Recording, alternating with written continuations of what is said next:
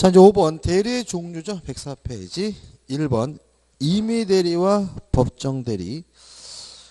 일단 임의적으로 대리권을 주면 뭐죠? 임의대리고, 법률 규정에서 대리권이 주어지면 법정대리인데요. 법정대리 가장 대표적인 예가 뭐죠? 친권자 후견인. 그죠? 2번 능동대리, 수동대리. 의사표시를 하는 대리가 능동대리. 받는 것은 뭐죠? 수동대리예요. 그죠? 근데 여기서 조심할 것은 뭐냐면 능동대리가 대리의 본질이라는 거죠. 그죠? 왜냐하면 대리는 타인을 위하여 의사를 결정하는 사람인데, 수동대리는 상대방이 하는 거를 받는다는 말은 누가 의사결정하죠? 상대방이. 따라서 대리는 수동대리 경우에는 뭘 하지 않아요? 의사결정하지 않아요. 그래서 교재에 동그라미 2번에서 기억 보시면 수동대리에 대해서는 능동대리에 관한 규정을 부분적으로 준용하고 있다. 니은번 특별한 사정이 없는 한 능동대리권이 있으면 수동대리권도 함께 가진다고 해석된다. 이런 기억 니은은 결국은 대리는 뭐가 본질이라는 얘기죠? 능동대리가 본질이라는 거죠. 그래서 민법은 능동대리에 대해서 규정하고 있습니다. 따라서 이렇게 기억하시죠. 능동대리와 수동대리를 병렬적으로 이해하시면 안 돼요.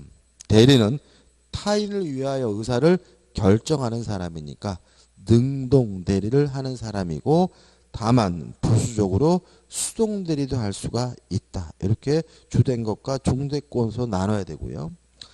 3번 유권대리와 무권대리. 대리 행위를 했는데 대리권이 있으면 유권대리, 대리권이 없으면 뭐예요? 무권대리고, 자세한 건 뒤에서 봐야 되고. 6. 대리의 삼면관계가 나오는데 특별한 건 아니고요. 이제부터는 등장인물이 3명이기 때문에 그림을 그리면 삼각형 모양이다. 그래서 삼면관계란 말을 쓰고 있다 정도입니다. 넘겨보시면 이제 2번 대리권이 나오죠. 의미 성질이 나오는데 1번과 2번에서 대리권은 권리가 아니라 권한입니다. 대리권은 뭐죠? 권리가 아니라 권한이다. 차이점 뭐냐면요. 자기 자신을 위한 거는 권리예요. 남을 위한 것은 권한이라고 해요. 대리권을 가지고 행위를 하면 자기 자신에게 효과 기속되는 것이 아니라 남에게 효과 기속되는 거니까 대리권은 날 위한 것이 아니라 남을 위한 것이다. 권리가 아니라 뭐죠? 권한이고요.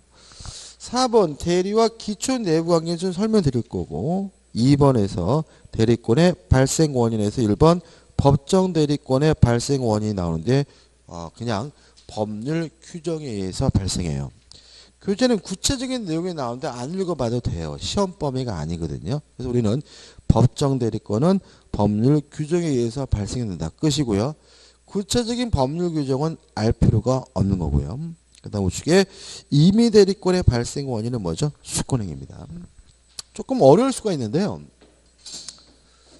갑이 을에게 네가 내 대신 세종시 가서 아파트 좀 사라 라고 얘기했다면 이것은 대리권을 주는 행위인 수권행위가 되고요.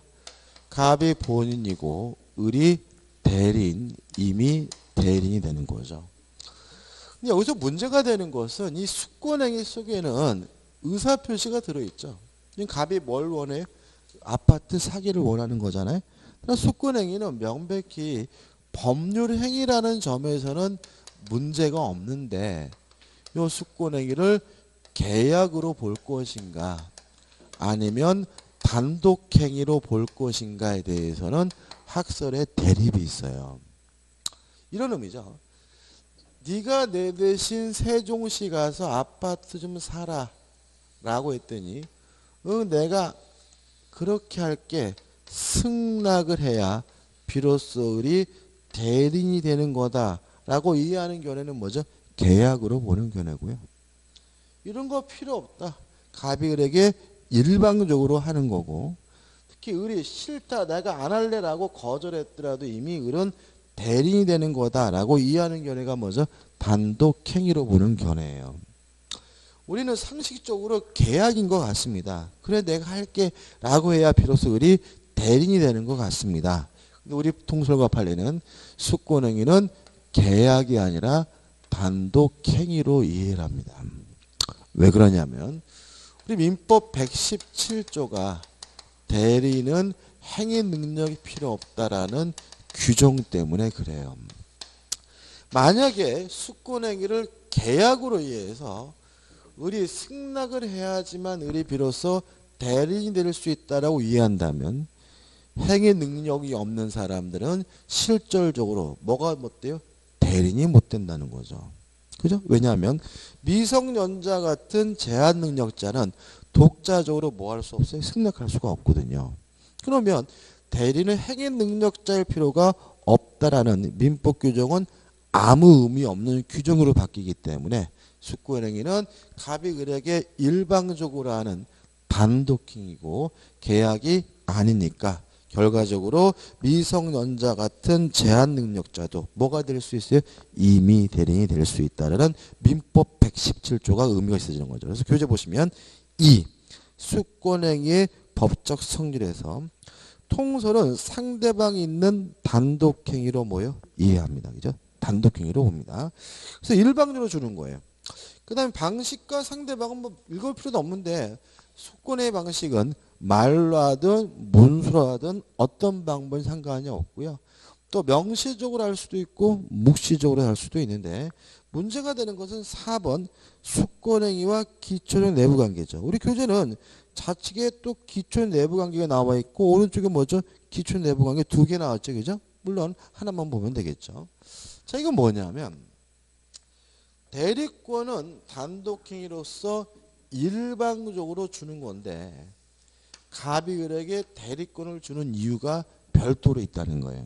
예를 들어서 갑과 우리 둘이 친구 사이여서 대리권을 주는 경우도 있을 거고 아니면 갑과 을이 부부여서 여보 당신이 내 대신 세종시 가서 아파트 좀 사라고 할 수도 있는 거고요. 아니면 갑의 사장이고 을이 직원이어서 고용관계에서 대리권을 주는 경우도 있을 것이고 아니면 갑이 을에게 사모처리를 부탁했다 위임관계에서 대리권을 주는 경우도 있을 텐데 이렇게 대리권을 주는 이유를 통칭으로 뭐라 그러냐면 기초적 내부관계라고 하는 거죠. 여기까지 왔어요. 그죠? 자, 근데 문제가 되는 것은 하단에 보시면 5번 해가지고 숙고행위에 뭐가 나와요? 유인성이 나오고 무인성이 나와요. 자, 이건 어떤 문제냐면 기초적 내부관계가 해소가 됐을 때 무효 취소 해제가 됐을 때 숙고행위에 영향을 주느냐 안 주냐 문제예요. 기초 내부관계가 해소가 되면 숙고행위도 자동으로 무효가 된다. 이런 견해가 유인성이고요. 기초 내부관계가 해소가 되더라도 숙고에 영향을 주지 않는다는 견해가 뭐죠? 무인성인 거예요. 예를 들어서 부부여서 대리권을 줬어요. 그러고 나서 갑과 을이 이혼했을 때 자동으로 을에게 대리권이 없어진다. 이렇게 이해하는 견해가 뭐예요? 유인성. 둘이 이혼했더라도 여전히 을은 대리인이다. 이렇게 이해하는 견해가 뭐예요? 무인성. 이렇게 되는 거죠. 그래서 교재 보시면 유인성, 무인성 해가지고 기억, 개념이 나와 있고 넘겨보시면 니은번 무인설에 의하면 디귿번 유인설에 의하면 이렇게 학설이 소개만 나와 있을 뿐 뭐가 결론인지에 대해서는 우리 교재에 아무것도 없는데 우리 판례는 무인성을 취합니다. 우리 판례는 따라서 기초적 내부관계가 해소가 되더라도 어디에는 영향을 안 줘요? 숙고행위에 영향을 주지 않는다는 게 판례 입장이고 이 판례가 어디 나와 있냐면 앞에 나와 있어요. 앞에 나와 있는데 몇 페이지냐면 35페이지입니다. 페이지 35페이지 오시면 뭐가 있냐면 6번 판례가 있어요. 35페이지 나와 있는 6번 판례가 숙고행위와 기초 내부관계에 관한 무인성에 관한 판례입니다. 이 판례 중요한데 사실관계를 말씀드리면 이런 얘기예요. 갑이 을과 만나가지고 도박을 했어요. 도박을 해서 갑이 을에게 도박빚, 도박 채무를 부담하게 됐습니다. 예를 들어서 8천만 원이다. 갚아야 돼요? 갚을 필요 없어요? 갚을 필요 없는 거죠. 왜요? 반사적에서 무효니까. 근데 갑이 을에게 뭐라 그러냐면 내가 너한테 당장 8천만 원을 줄 돈은 없는데 아파트 한 채가 있다. 네가 이 아파트를 팔아가지고 그 돈에서 8천만 원 받아가라. 이렇게 얘기했어요. 그러면 네가 내 대신 아파트를 팔아가지고 뭘 한 거죠? 숙권행위를 한 거죠. 자, 그러면 여기서 도박빚을 갚는 것은 반사적에서 어떻게 해요? 무효예요. 그럼 이것이 만약에 얘가 무효면 얘도 무효가 된다라고 유인서를 취하면 그럼 뭐가 되겠어요? 무권대리인이 되겠죠? 근데 우리 판례는 뭘 취해요? 무인성을 취해요. 따라서 얘가 무효라도 어디에는 영향을 안 줘요? 숙권행위에 영향을 주지 않는다. 따라서 이 숙권행위는 무효가 아니라 뭐예요? 유효하기 때문에 을은 적법한 대리인이고 따라서 을이 병과 만나가지고 매매 계약을 하고 갑이 병에게 이전 등기를 해줬다면 병은 적법하게 소유권을 취득한다라고 해서 뭘 취하고 있는 거죠? 무인성을 취하고 있는 거예요. 한번 읽어볼게요. 6번. 도박 채무를 변제하기 위해 채무자로부터 부동산을 처분을 위임받은 채권자가 누구죠? 을이죠. 그 부동산을 제3자에게 매도한 경우 도박 채무 부담 행위와 그 변제 약정 및 변제 약정의 이행 행위 부동산 처분의 대금으로 도박 채무의 변제 충당하는 것은 무효이나 부동산 처분에 관한 대리권을 도박 채권에 수여한 행위는 유효하다. 다시 말하면 기초적 내부 관계가 뭐가 되더라도요? 무효가 되더라도 수권 행위는 뭐예요? 유효다. 이런 얘기죠. 따라서 부동산 처분에 관한 대리권을 도박 채권자에 수여한 행위는 유효하다. 따라서 도박 채권자로부터 미 부동산을 매수한 제3자는 유효하게 소유권을 어떻게 해요? 취득할 수가 있다 해서 우리 판례는 기초적 내부 관계와 수권 행위에 대해서 뭘 취합니까? 유인서를 취하는 것. 무인서를 취하는 것. 이해되시죠? 그죠? 자, 다시 뒤로 와서 108페이지 다시 돌아옵니다. 한 가지 이 판례 기억해 두시고요.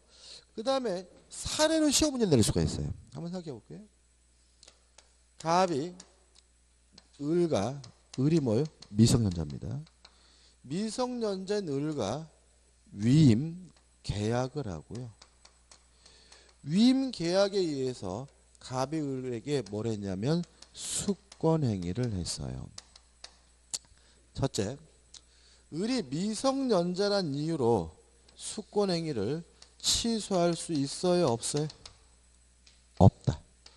왜냐하면 숙권 행위는 갑이 을에게 일방적으로 하는 뭐예요? 단독행위므로. 을은 아무것도 안 한 거죠. 따라서 숙권 행위를 미성년이란 이유로 뭐 할 수는 없어요? 취소할 수는 없다. 위임은 계약이죠. 따라서 미성년이란 이유로 뭐 할 수 있어요? 취소할 수가 있는 거죠. 아직도 여기서 멍하게 표정 짓는 분들은 아직도 무엇과 무엇이 안 돼 있는 거예요? 계약과 단독행위 개념이 안 돼 있는 분들이니까 이분들은 뭐예요? 심각한 거죠. 심각하니까 앞에 가서 다시 한번 공부하셔야 되고요. 그 다음에 위임 계약은 뭐 할 수 있어요? 취소할 수 있는데 취소하게 되면 소급해서 뭐가 돼요? 무효가 되는데 숙권행위는 영향을 안 준다. 우리 판례는 뭘 취해요? 무인성을 취하니까. 따라서 을은 여전히 적법한 대리이므로 을의 대리행위를 미성년 이하인 이유로 뭐 할 수 없어요? 취소할 수가 없다라는 결론이 나오게 되는 거죠. 그죠? 요거 감각까지 좀 주의하시기 바랍니다. 6번 숙권행위 하자. 숙권행위 누가 한 거죠? 본인이 한 거니까 본인을 기준으로 판단하게 되고요. 7번 숙권의 철회 물론 할 수는 있겠죠. 그렇지만 효과가 발생하기 전에 할 수 있으니까 대리인이 대리행위를 하기 전까지만 철회할 수 있음을 주의하시기 바랍니다. 그 다음에 대리권의 범위에서 1번 법정 대리권의 범위는 법률 규정에 의해서 그 범위가 결정되는데 시험 범위가 아니니까 의미가 없고요. 2번 임의 대리권의 범위가 나오는데 이 부분이 중요합니다. 아주 시험 문제 잘 내요. 그러니까 임의 대리인이 뭘 할 수 있는지를 아주 잘 내는데 왜 내는지 모르겠어요. 중요한 것도 아닌 것 같은데. 일단 임의 대리인이 뭘 할 수 있는지는 요 수권행위를 해석해 보면 알 수가 있겠죠. 그죠? 땅 팔라 그랬으면 땅 팔 수 있고 아파트 사라 그랬으면 뭐요? 아파트를 살 수 있는 거니까 결국 임의 대리인이 뭐 할 수 있는지는 자책 하단의 1. 수권행위를 해석해 보면 어떻게 해요? 알 수가 있다. 이런 얘기고. 그다음 우측에 118자 나오는데 이걸 보기 전에 먼저 뭘 봐야 되냐면 넘기셔가지고 110페이지 보시면 판례들이 나와요. 이 판례들을 좀 정리해 봐야 돼요. 자, 이것도 한번 정리해 보자고요. 자, 수권행위를 해석해 봤더니요. 매도에 관한 수권이 있었어요. 그러면 이 사람이 뭘 할 수 있느냐? 가능한 것. 한번 생각해 보죠. 매도에 관한 수권이 있다면 첫째, 매매계약 체결하는 거 가능하겠죠. 매매계약 체결했더니 상대방이 돈을 주네요. 매매대금을 수령할 수 있느냐? 이 문제에 대해서 우리 판례는 매매대금을 수령하는 것도 가능하다고 봐요. 근데 문제는 돈을 받기로 한 날 갔더니 돈이 없다고 연계해줄 래요. 이러한 대금 지급 기한을 연계해 줄 수 있느냐? 이 문제에 대해서 연계해 주는 것도 가능하다고 봐요. 왜냐하면 대리는 단순히 일해주는 사람이 아니라 스스로 뭐 하는 사람이죠? 의사를 결정하는 사람이니까 본인이 스스로가 판단했을 때 본인에게 이득이 된다고 생각한다면 연계해 주는 거 물론 뭐죠? 가능하겠죠? 그러면 이 사람이 뭘 못하느냐? 불가능한 거를 기억해 두시는데 첫째, 처분행위는 못한다. 이게 무슨 말이냐면 대리 행위를 통해서 뭔가 취득한 게 있어요. 근데 취득한 것을 팔아먹으려면 별도로 본인의 수권이 필요하다는 거예요. 따라서 대리 행위로 취득한 뭔가를 처분하는 건 할 수가 없고요. 두 번째, 기한을 연기해 주는 건 가능하지만 대금에 전부든 일부든 면제해 줄 수는 없어요. 왜냐하면 일부든 전부든 면제해 주는 것은 항상 본인에게 이득이 될 수 없다라고 보고요. 세 번째로 임의 대리는 취소할 수도 없고 해제할 수도 없어요. 아주 시험 문제 잘 나옵니다. 정리해 볼게요. 매도에 관한 수권이 있다면 매매 계약을 체결할 수 있을 뿐만 아니라 대금을 수령할 수도 있고 연기해 줄 수도 있지만 처분행위에 할 수 없고요. 대금에 대해서 일부든 전부든 뭐 할 수 없어요? 면제할 수 없고요. 취소할 수도 없고 해제할 수도 없습니다. 왜 취소할 수 없고 해제할 수 있는지 이유는 좀 이따 볼 건데요. 규제 판례 보시면 총 8개가 나와 있지만 이 판례가 뭐죠? 요거로 줄일 수가 있는 거예요. 그래서 1번 판례는 매매 대금을 수령할 수도 있다라는 판례고 그 다음에 2번 판례도 뭐예요? 매매 대금을 뭐 할 수 있어요? 수령할 수 있다는 판례고 3번 판례는 대금 지급 기일을 연기해 줄 수 있다는 판례고 4번 판례도 뭐예요? 반복적이고요. 그 다음에 5번 판례는 처분할 수도 없고 해제할 수도 없다는 판례고요. 그 다음에 6번 판례도 처분권이 없다는 판례고 7번 판례는 일부를 뭐 할 수 없어요? 면제해 줄 수 없다는 판례고 8번 판례도 처분할 수 없다는 판례입니다. 그래서 여기 나와 있는 판례가 전부가 아니기 때문에 이렇게 간단하게 뭐 하시면 돼요? 정리하시면 되는 거예요. 이해되시죠? 그렇죠? 자, 그 다음 문제는 해석을 했는데도요. 뭘 할 수 있는지 대리권의 범위가 명확하지 않아요. 그럼 이때는 우리 민법 118조가 적용이 돼요.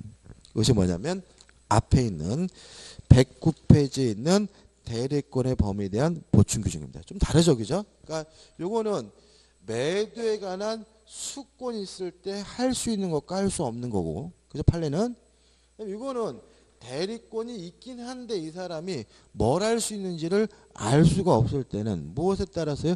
118조에 따라서 그 대리권의 범위가 결정된다는 얘기니까 다르니까 구별하셔야 되고요. 일단 첫 번째 가능한 경우 보존행위 가능하고요. 두 번째 성질이 변하지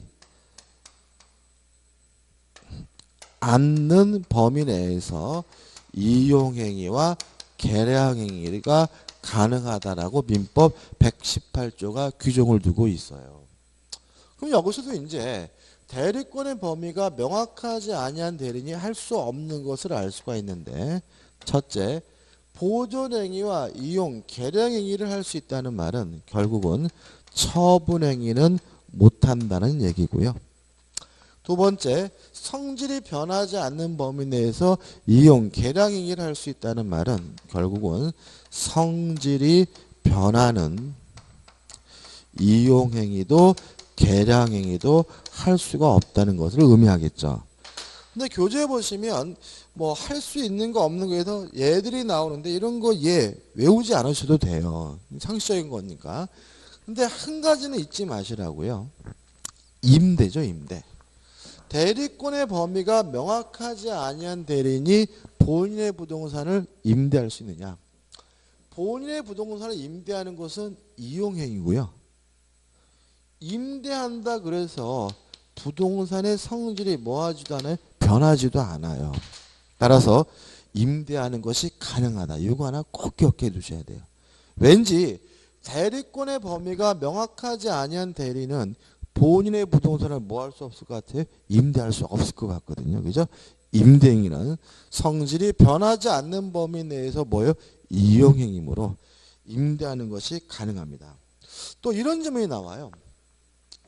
처분권 없는 자도 타인의 부동산을 임대할 수 있다. 그럼 맞는 거예요. 왜냐하면 대리권의 범위가 명확하지 아니한 대리는 뭘 못해요? 처분을 못하죠. 그렇지만 본인의 부동산을 뭐 할 수 있어요? 임대할 수 있다는 말은 처분권 없는 자도 타인의 부동산을 뭐 할 수 있어요? 임대할 수 있는데 그 사람이 누구냐? 대리권의 범위가 명확하지 아니한 대리인이다. 이런 얘기고, 이것도 아주 잘 나눈 부분이니까 좀 체계적으로 좀 두 가지로 나눠서 정리하시고 꼭 기억해 두시기 바랍니다. 끝입니다. 그 다음에 110페이지 오시면 4번에서 뭐가 나오냐면 대리권의 제한이 나옵니다. 일단 자기계약과 쌍방대리가 금지가 됩니다.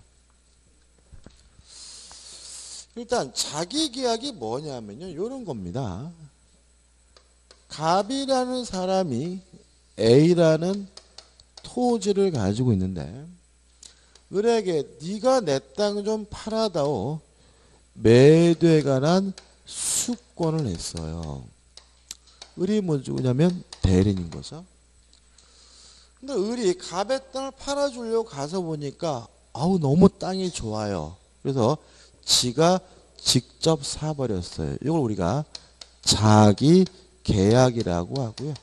자기 계약은 원칙적으로 금지가 됩니다.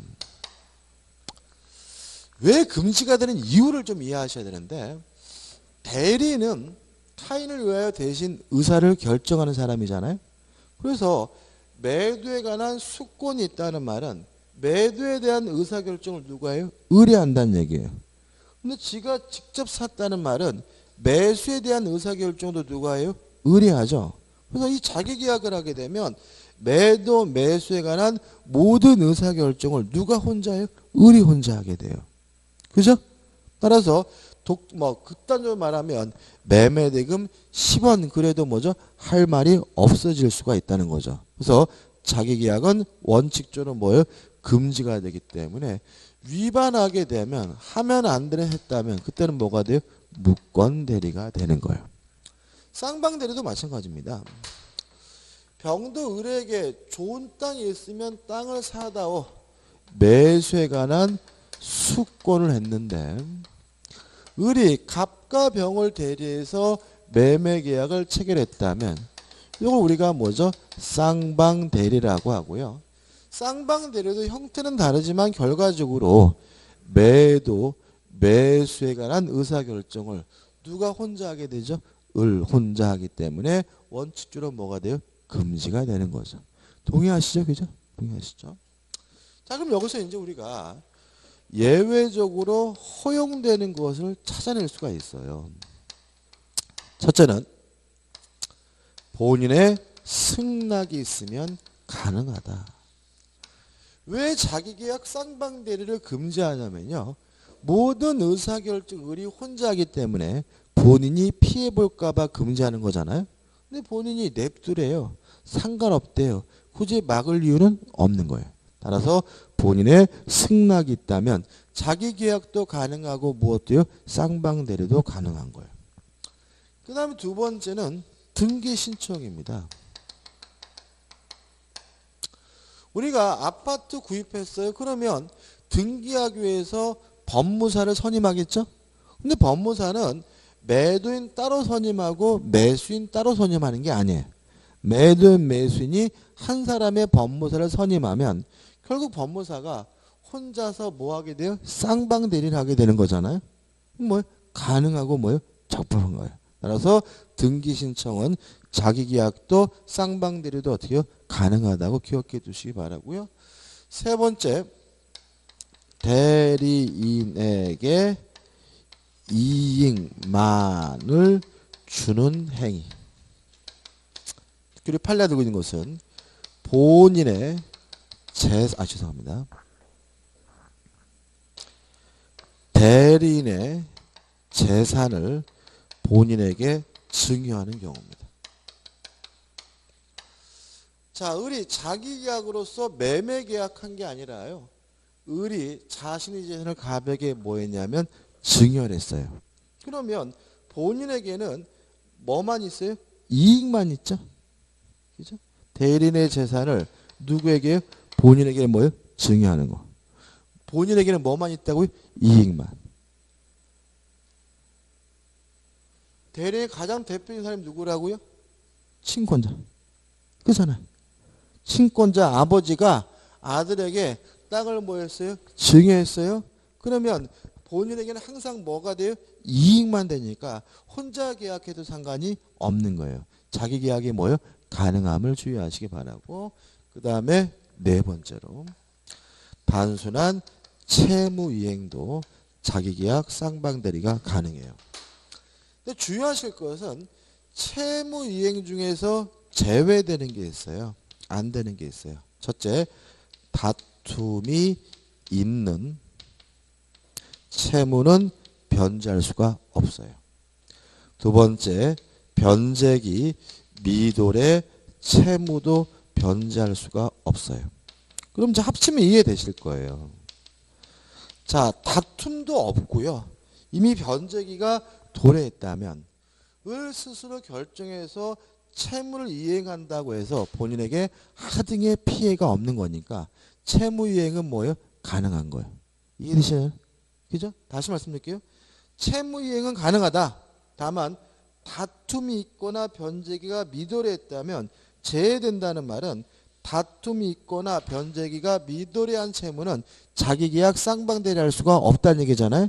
그럼 합쳐보면 아무런 다툼도 없고 변제가 이미 도래했다면 을 스스로 결정해서 자신에게 채무를 이행한다고 해서 본인에게 뭐가요?